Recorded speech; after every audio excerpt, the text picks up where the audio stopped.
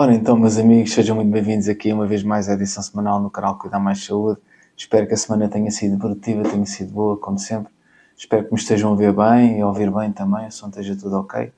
E vamos partir então para mais uma edição semanal aqui no canal Cuidar Mais Saúde. Hoje temos aqui a edição indoors, não é? Vamos fazer aqui a edição indoors, de uma forma mais calma, mais serena também. E vamos abordar aqui hoje, a par do que temos falado nos vídeos anteriores, vamos continuar aqui a abordar dentro da área vírica, por assim dizer, dentro da área do mundo dos vírus. Portanto, hoje vamos falar aqui sobre a rubéola. A rubéola é outro vírus, também ele muito importante e que afeta muito aqui, principalmente os jovens, né? As crianças. Vamos então falar um bocadinho sobre a rubéola hoje. Fiquem desse lado, não se esqueçam. Eu sou o Tiago Mota e até já.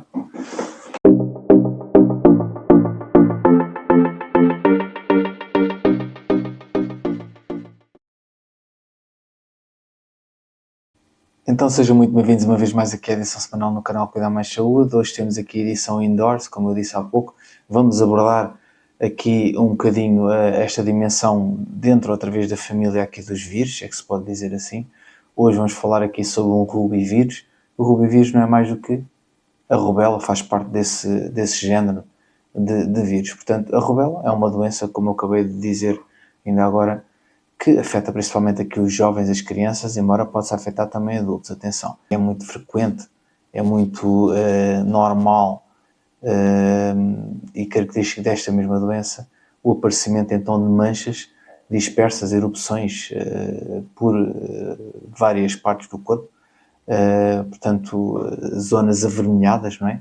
Vermelhidão, e é uma das características fundamental também que nos leva a crer que possa ser então rubéola também. Portanto, é bastante contagiosa. A forma de contacto normalmente é a mesma de outros vírus, e outros vírus, os vírus que abordamos aqui no canal anteriormente, portanto, quais são eles? O sarampo, a parotidite, portanto, a cachumba, como se diz, que é a papeira. Portanto, esses vírus também se transmitem desta forma. Portanto, daí também serem muito mais ou frequentemente incidam mais sobre os jovens, as crianças, especialmente as crianças que têm idade, que frequentemente põem tudo na boca, mão, dão beijos uns aos outros, põem a boca nos brinquedos, depois vem o outro atrás, faz a mesma coisa. Portanto, há aqui uma grande probabilidade de haver uma transmissão. Porquê? Porque via, supostamente aqui por gotículas, ou seja, pela saliva, contacto com a saliva. Portanto, é um dos principais veículos de infecção deste mesmo vírus, é realmente aqui a pessoa ser infectada por gotículas de saliva. Quando a pessoa espirra, quando a pessoa tosse, quando a pessoa, por exemplo, vai com as mãos às narinas, que por norma estão úmidas, não nos apercebemos disto, mas as narinas frequentemente estão úmidas, mesmo de forma a fisiologicamente fazer o seu trabalho, que é também ele segurar o pólen, o pó e outros componentes que podem de alguma forma prejudicar e promover também infecções no nosso organismo, não é? Portanto, também vai acumulando ali esses vírus, essas bactérias, esses elementos, não é? Que depois nós, ao tocarmos noutros sítios, vamos deixando também esses vírus. Então a rubéola pode se transmitir, mais frequentemente é transmitida por tosse, através da tosse, dos espirros, até da própria fala. A pessoa a falar em frente com uma distância mínima de segurança, pode acontecer então que haja aqui realmente esta transmissão. Portanto, 25 a 50% dos casos então realmente podem não apresentar qualquer tipo de sintoma, mas mesmo não apresentando os sintomas característicos da doença, não é?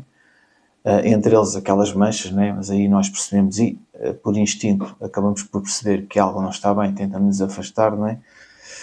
Claro, se não formos criança, mas o que acontece é que, não tendo qualquer tipo de sintoma, vamos ser um veículo de transmissão para quê?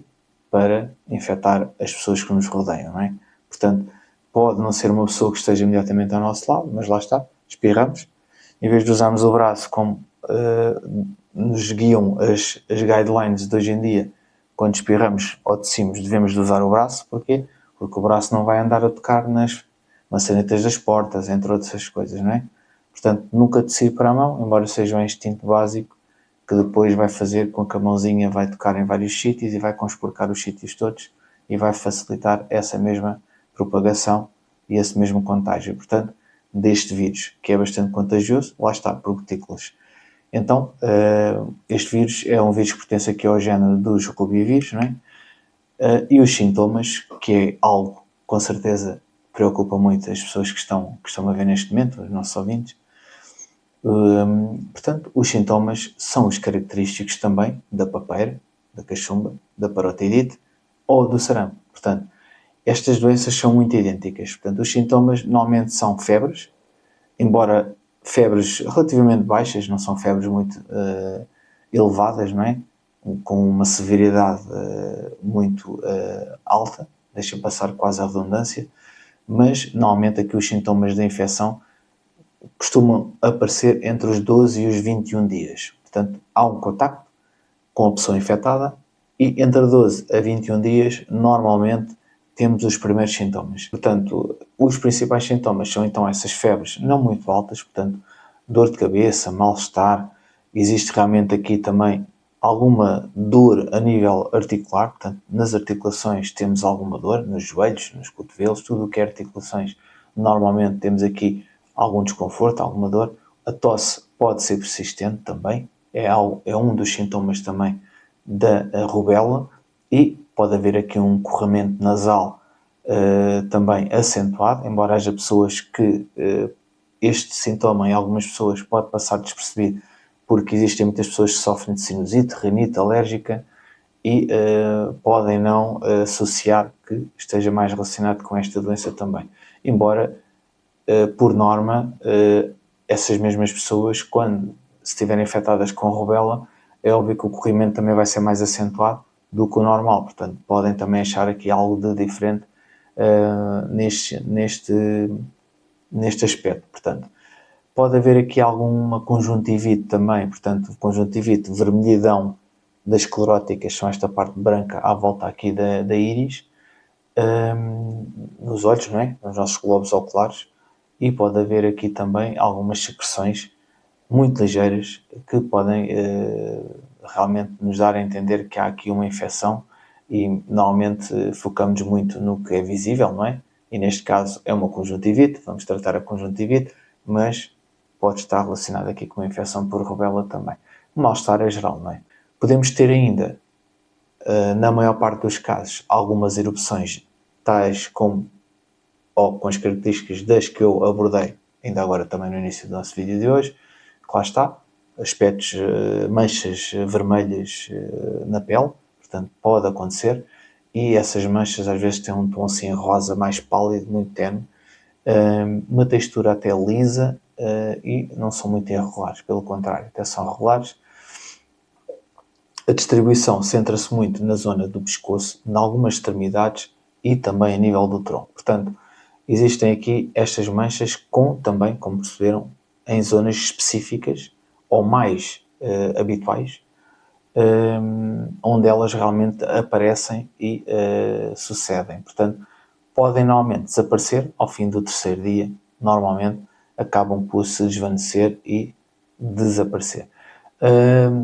Porém, antes destas erupções, antes destas manchas, pode também aqui surgir alguns gânglios que sejam palpáveis. O que é que são esses gânglios palpáveis? Gânglios palpáveis não são mais do que determinadas zonas do nosso corpo onde temos gânglios linfáticos, não é? Os gânglios linfáticos não são mais do que zonas que são usadas não só para as nossas defesas circularem, como também tem a linfa, a presença da linfa, não é?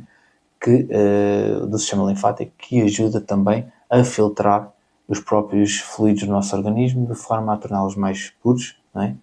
Haver uma filtração que depois vai enviá-los para o sistema circulatório para serem bombeados pelo sangue e, consequentemente, também filtrados esses mesmos não só pelo nosso fígado, mas também pelos nossos rins. Portanto, é um pouco zonas do sistema linfático que servem não só para as nossas defesas se mobilizarem, como também para haver aqui uma filtragem. Logo, quando existe alguma infecção no nosso organismo, o que é que acontece? Esses gânglios, parece que as fábricas começam a trabalhar mais depressa, não é? Portanto, ficam mais inchados. Portanto, um edema, ficam mais palpáveis, é porque ficam mais inchados, mais exuberantes. Portanto, sente-se sons altos nas determinadas zonas dos gânglios, normalmente são aqui na zona do pescoço. Os gânglios normalmente são nestas zonas, aqui, nas axilas, na região axilar e por aí fora, sempre nas zonas mais protegidas no corpo, nas virilhas, portanto, na região inguinal, portanto, por aí fora é onde se encontram os gânglios linfáticos, pelo menos os principais gânglios linfáticos, existem vários, mas quando há algum tipo de infecção por rubéola, normalmente esses gânglios podem se tornar também palpáveis e até, de certa forma, dolorosos, ok? Quando nós fazemos essa palpação, essa expressão, nós temos tendência a ficar a retrair-nos pela dor que pode provocar, ok? Portanto, também podem aparecer nas zonas da cabeça, na nuca, e são essas mesmas zonas que também são mais sensíveis ao toque quando estes gânglios estão assim mais inchados, com mais edemaciados. O período de contágio, normalmente o contágio mais direto que possa acontecer, o período de maior contágio é entre a primeira e a segunda semana. Portanto, entre a primeira e a segunda semana, antes, e vai até à quinta e sétimo dia após o aparecimento das erupções da pele. A incubação dá-se o período de incubação varia entre 14 a 17 dias, portanto, mas pode ir realmente até aos 21 dias, como eu disse há pouco também, portanto, do 12º ao 21º dia, portanto, anda sempre um bocadinho aqui por estes valores. É óbvio que isto varia um bocadinho consoante a pessoa, não é? Isto é apenas uma estimativa, uma média que fazem, não é? E como nós sabemos, as médias também valem o que valem. Temos aqui uma noção, mais ou menos, da janela de tempo que podemos esperar. O diagnóstico normalmente é feito também clínico. O que é isso, um diagnóstico clínico? O diagnóstico clínico é aquele que o médico ou o profissional de saúde, à observação, fica desperto com o seu saber, a sua experiência, não é? Os seus conhecimentos, e pode realmente apontar, tendo em conta o que observa, não é? Da parte clínica, o que observa, pode então apontar, afunilar e realmente fazer aqui um diagnóstico, mas atenção, quando existem dúvidas, e normalmente nunca existem certezas absolutas, não é? Como se costuma dizer, é feito realmente aqui não só a avaliação destes mesmos sinais que são apresentados pela pessoa, mas também temos aqui uma noção do histórico da pessoa, se a pessoa teve contacto com alguém, se desconfiarmos que alguém tenha tido rubéola há pouco tempo, não é? Pouquíssimo tempo, até os filhos às vezes, e a pessoa nunca tenha tido, não é? Ou mesmo exista, seja um pai ou uma mãe que leva um filho por desconfiar ao hospital, e existem casos desses na creche onde o filho está. Portanto, há uma grande probabilidade de também estar a sofrer de rubéola, não é? A criança. Portanto, além deste diagnóstico clínico através dos sintomas, também é importante a história, o que a pessoa nos conta desta situação, portanto, e depois pode haver aqui a realização de alguns exames diagnósticos, como por exemplo análise ao sangue, para tentarmos perceber se existe aqui anticorpos ou não contra a rubéola. Se existirem anticorpos contra a rubéola, o que pode acontecer é realmente a pessoa ter tido contacto aqui, as nossas defesas, os nossos linfócitos terem tido contacto e terem produzido aqui anticorpos contra essa mesma doença, sinal que houve contacto realmente com esta doença. Portanto, a transmissão do vírus, como é que se dá?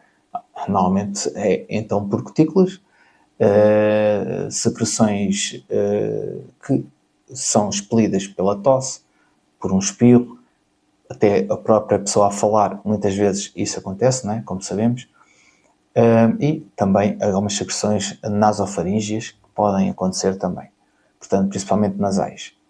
Portanto, há então essas cutículas que muitas vezes são invisíveis ao olho nu, não é?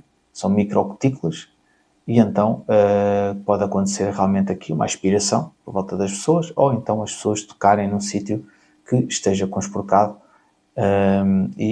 embora a duração do vírus também não seja muita fora do hospedeiro, mas é sempre um risco, como todos sabemos, não é?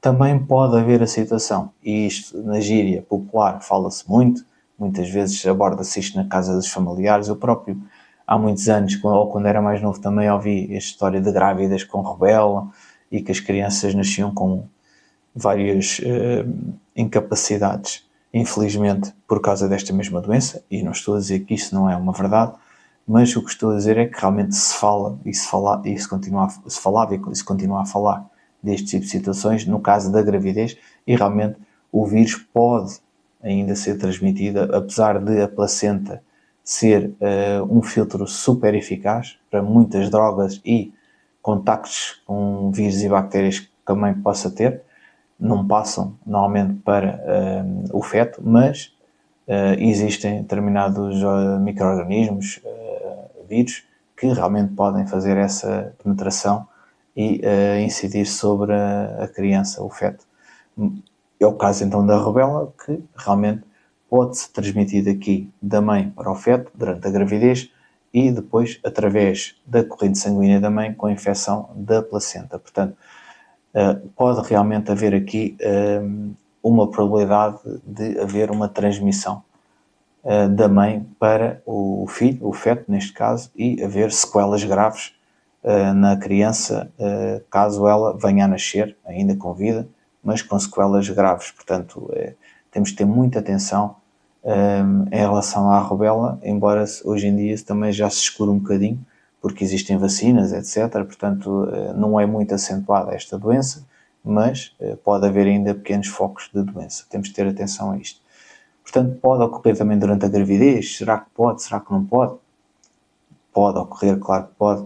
Portanto, a infecção pode ser adquirida durante a gestação e quando acontece, portanto, quando há esta infecção durante a gestação, nós denominamos por rubéola congénita. Portanto, nestes casos, a doença pode provocar realmente aqui complicações graves no feto, principalmente porque existem determinados períodos em que pode trazer mais mazelas ou não ao feto, depende aqui do período da gravidez, portanto, do estadio da gravidez, portanto, principalmente se a infecção ocorrer nas primeiras 16 semanas da gravidez. Portanto, 16 semanas da gravidez porquê?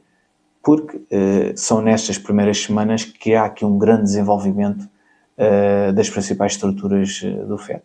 Basicamente, de resto, é apenas crescimento, mas as estruturas primordiais do desenvolvimento do próprio bebê são nestas semanas que ocorrem, consequências realmente que pode trazer para o feto, visto que falamos de mazelas graves, pode trazer problemas cardíacos, perda de visão, perda de audição, e isto é muito frequente acontecer, e com certeza já ouviram histórias, eu próprio sei de histórias verídicas de pessoas que hoje em dia são surdas, portanto, porque a mãe teve rubéola quando estava grávida, portanto, e trouxe aqui algum tipo de mazela ao bebê na altura do nascimento e o bebê perdeu a audição. Portanto, pode trazer aqui algum tipo de realmente déficit cognitivo também, portanto, deficiência intelectual, não é? A pessoa ter aqui algum atraso, não é? Portanto, a criança ter algum atraso cognitivo, não é? Pode acontecer.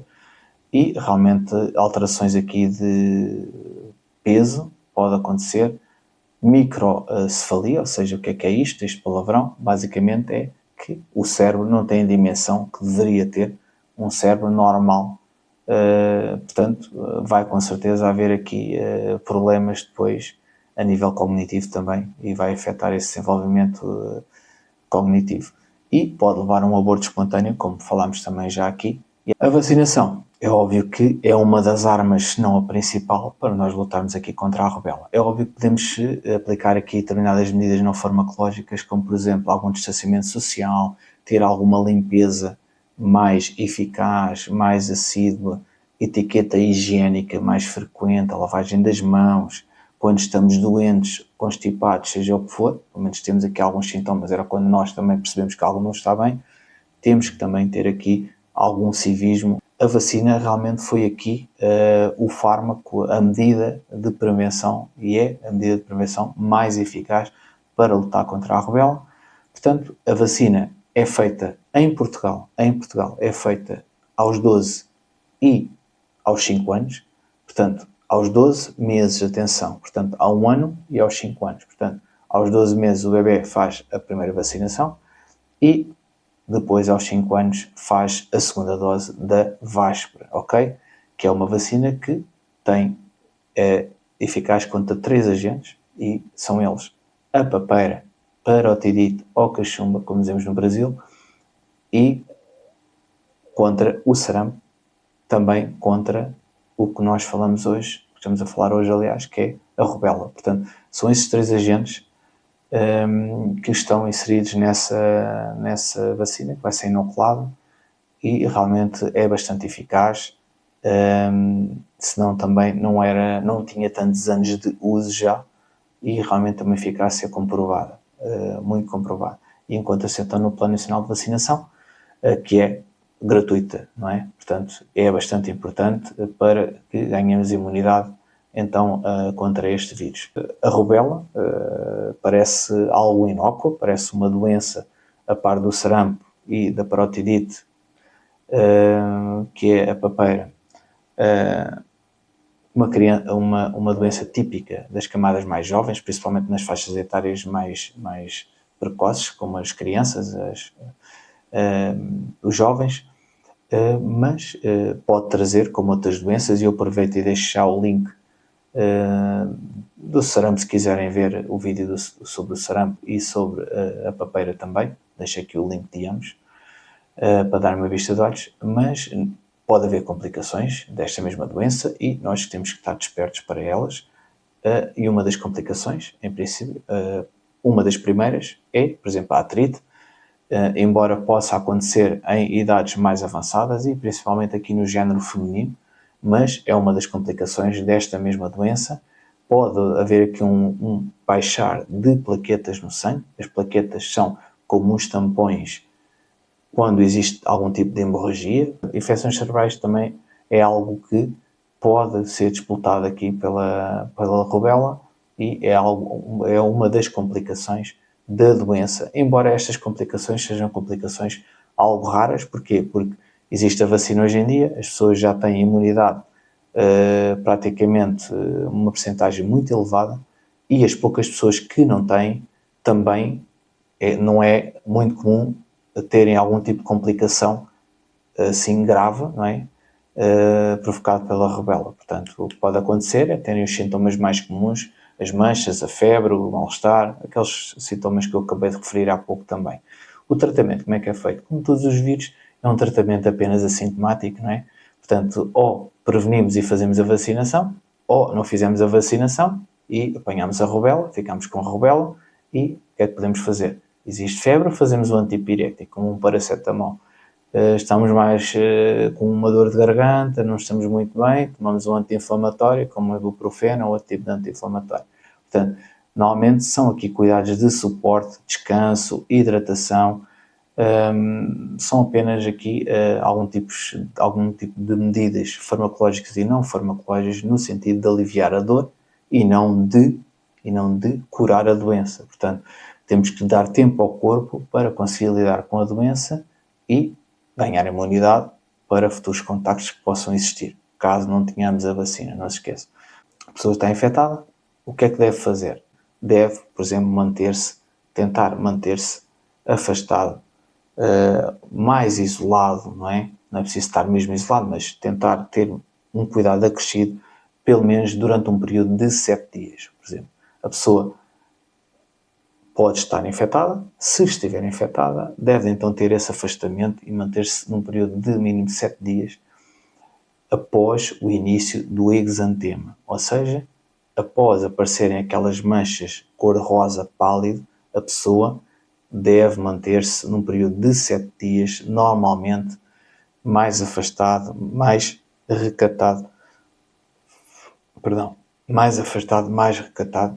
Não se esqueçam sempre, se caso a pessoa tenha uma infecção e tenha uma grávida em casa, por exemplo, uma grávida com menos de 20 semanas, lembra-se do que eu referi há pouco, da 16ª semana, do que pode acontecer ao feto caso haja uma infecção da grávida com rubéola. Portanto, caso a pessoa esteja infectada, não se esqueça que até ao 7º dia após o aparecimento do exantema, e caso haja dúvidas se realmente a pessoa está ou não infectada, o que a pessoa deve fazer é realmente isolar-se dessa mulher grávida. se essa mulher grávida nunca tiver tido rubéola ou não tiver realizado a vacina contra a rubéola. Portanto, caso a mulher seja vacinada contra a rubéola ou tenha tido rubéola, é óbvio que aqui as probabilidades de ser infectada por rubéola baixam drasticamente e não há necessidade de grandes cuidados, embora haja sempre aquela preocupação e é bom que o haja, ok? Portanto, isso também é importante ficar bem presente desse lado. Portanto, hoje ficamos por aqui. Obrigado uma vez mais por estarem desse lado e pela confiança que depositam neste canal. Não se esqueçam, deixem um like, subscrevam o canal e toquem lá no sininho para receber as notificações sempre que existam vídeos novos. Não se esqueçam também que podem enviar um e-mail sempre para o e-mail que aparece no início de cada vídeo, que eu tentarei responder assim que possível, e podem deixar na caixa de comentários sempre o vosso comentário com alguma dúvida, algum aspecto que precisam de clarificar, e caso esteja ao meu alcance, eu cá estarei para ajudar, ok? Portanto, eu sou o Tiago Mata, já sabem, e obrigado uma vez mais por confiarem no canal Cuidar Mais Saúde. Até lá e tudo bom para vocês, boa semana.